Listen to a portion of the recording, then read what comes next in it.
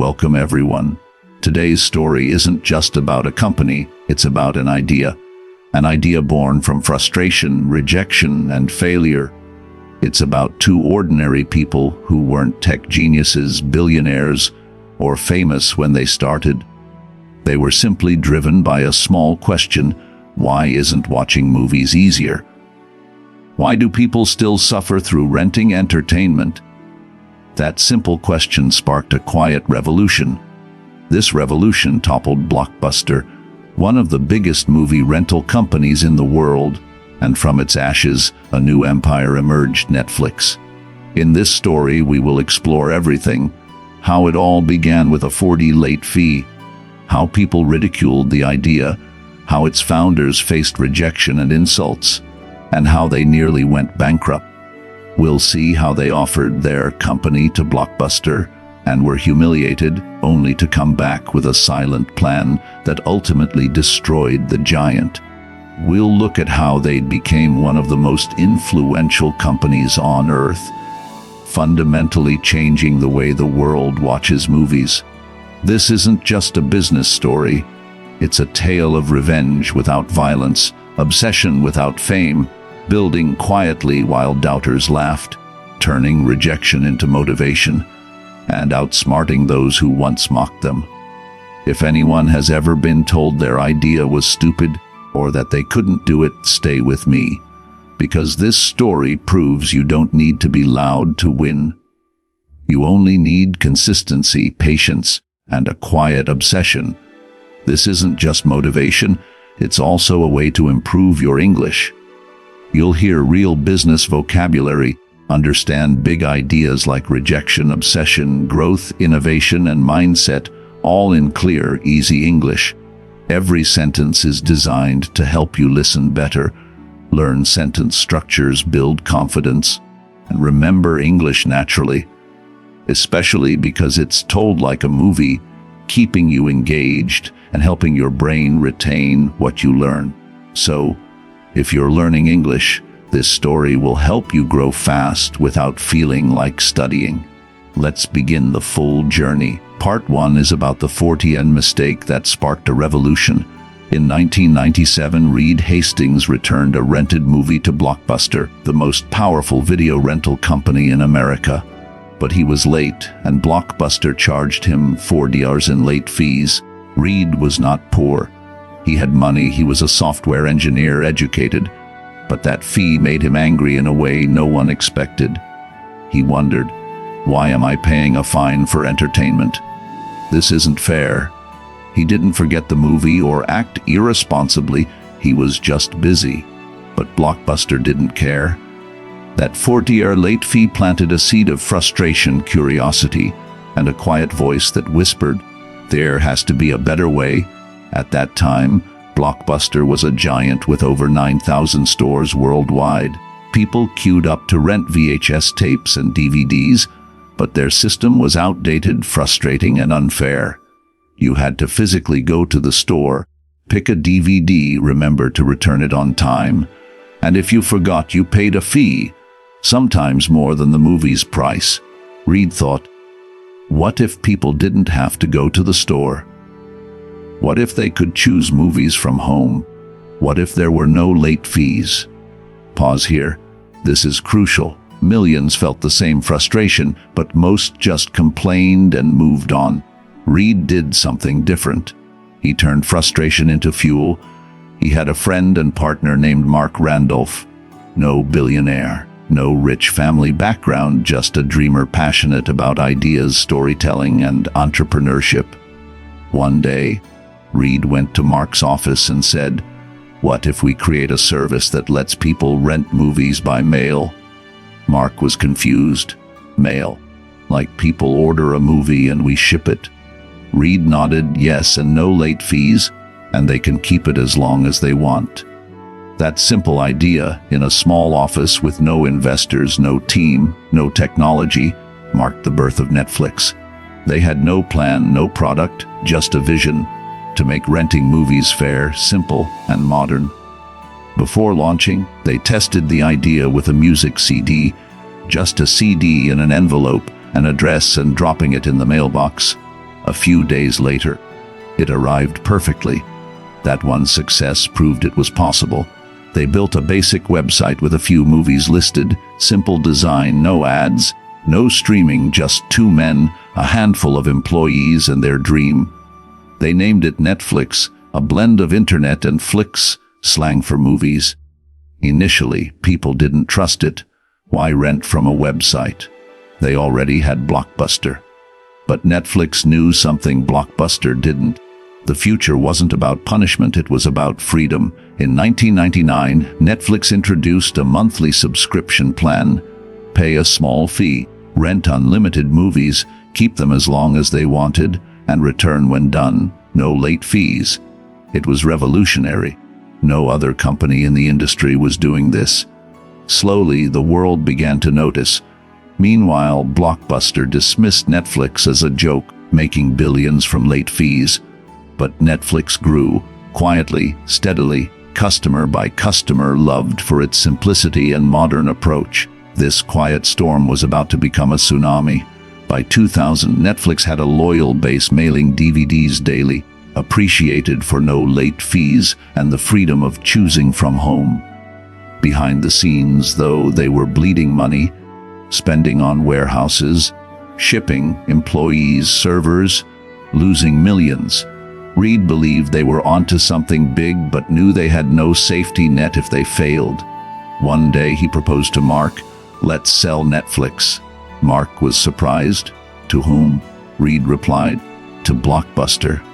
They set up a meeting with the Blockbuster CEO, John Antioch. It was a huge opportunity.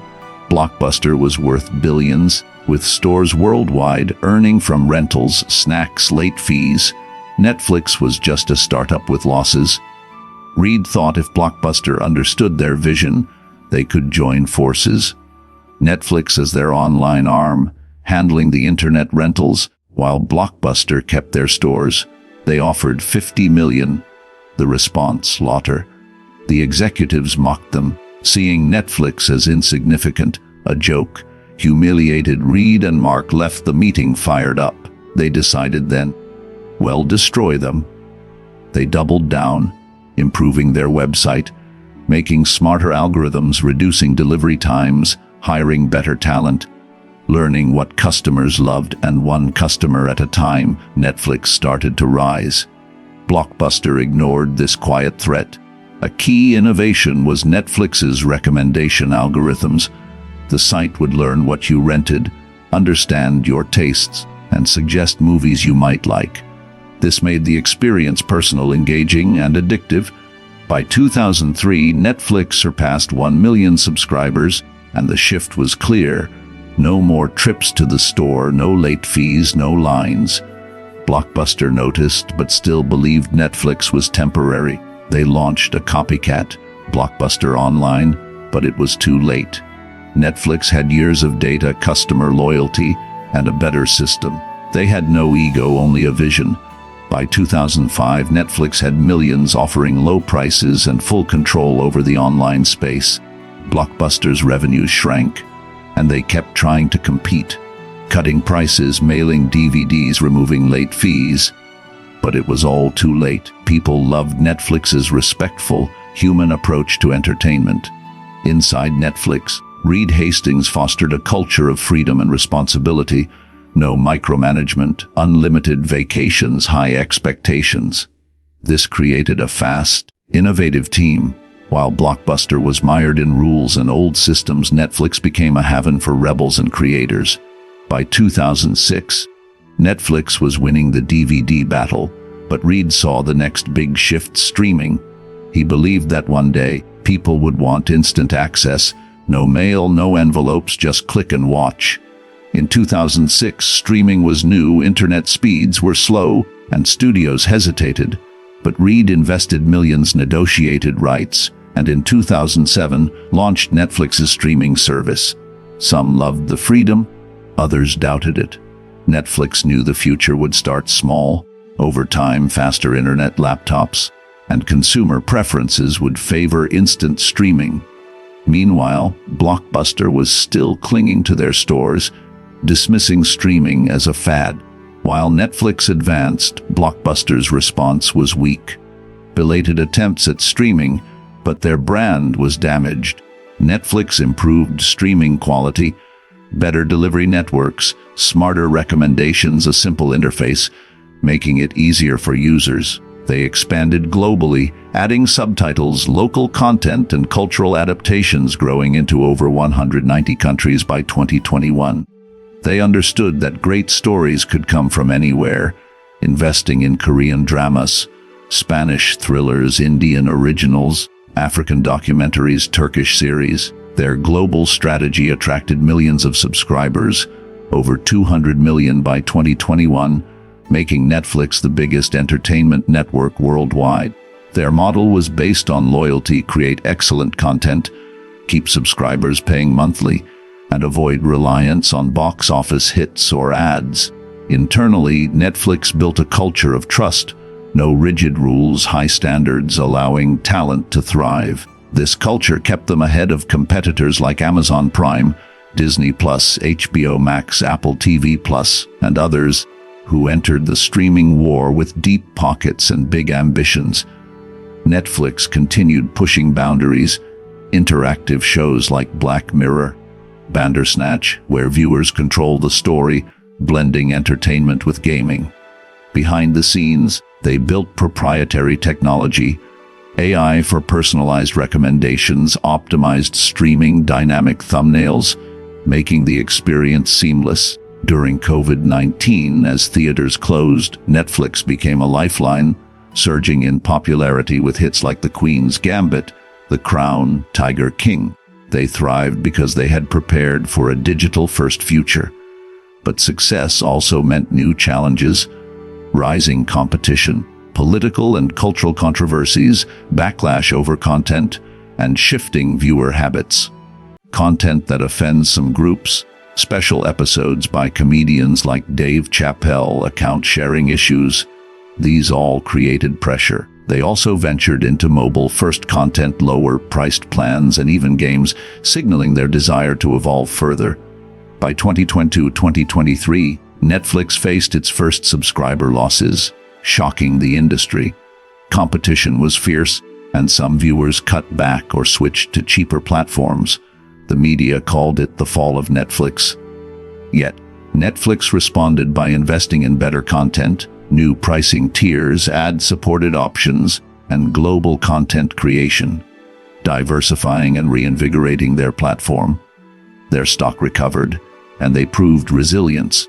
This ongoing evolution demonstrated that success isn't about avoiding failure, but rising each time the world tests you. The story of Netflix isn't just a tale of a company, it's a philosophy. It's about obsession, rejection, long-term vision, and constant adaptation, even when winning. Looking ahead, Netflix is preparing for future tech: AI, virtual reality, augmented reality, personalized interactive stories, building new worlds that make viewers not just passive spectators but active participants. They're investing in local talent globally, training new creators, supporting diverse voices, because they believe the best stories will come from every corner of the world. Their legacy is about more than just entertainment. It's about redefining storytelling itself. What started as a small DVD company in California has become a global entertainment giant, over 250 million subscribers, changing how humans experience stories forever. They didn't just beat Blockbuster, they defeated every limitation, every doubt, every obstacle. Their story belongs to the world. If this inspired you, moved you, or made you feel empowered, share it with someone building something of their own. Because you don't need to be loud to change the world, just clear in your purpose, committed and quietly obsessed. Subscribe to this channel, because we don't just tell stories, we tell stories that awaken you, remind you of your potential, and inspire you to become more. More stories like this are coming, and you deserve to hear every one.